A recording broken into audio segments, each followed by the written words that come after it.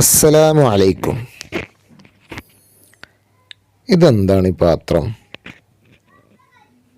വലിയ നമ്മൾ ബിരിയാണിയൊക്കെ ടേബിളിലിരുന്ന് കഴിക്കുമ്പോൾ നമ്മുടെ പാത്രത്തിലേക്ക് ഇടാൻ വേണ്ടി വലിയൊരു പാത്രത്തിൽ കൊണ്ടുവന്ന് നോക്കും അല്ലേ? തളിക, തട്ടുപാത്രം എന്നൊക്കെ പറയും.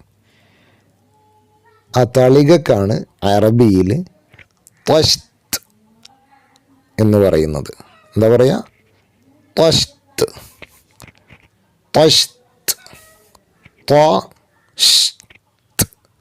ത്വഷ്ത്,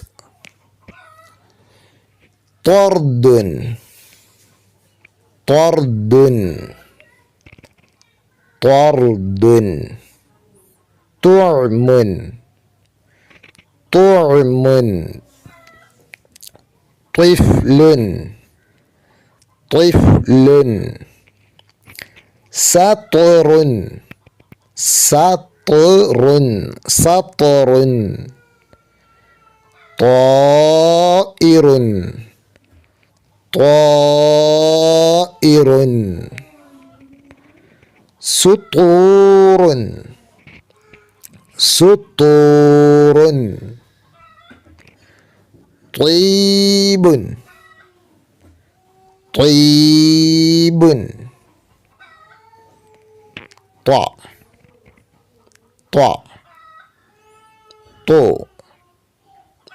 തു, ത്വയ്, ത്വയ്, തുൻ, തുൻ,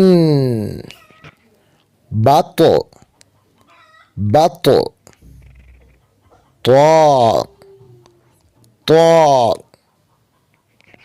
ഓക്കെ, എന്താണ് തളികക്ക് പറയാ?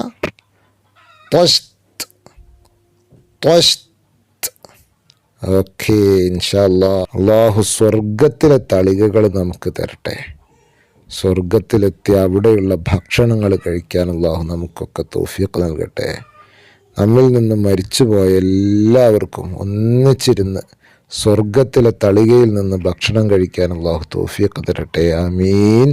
അസ്സലാമു അലൈക്കും വറഹ്മത്തുള്ളാഹി.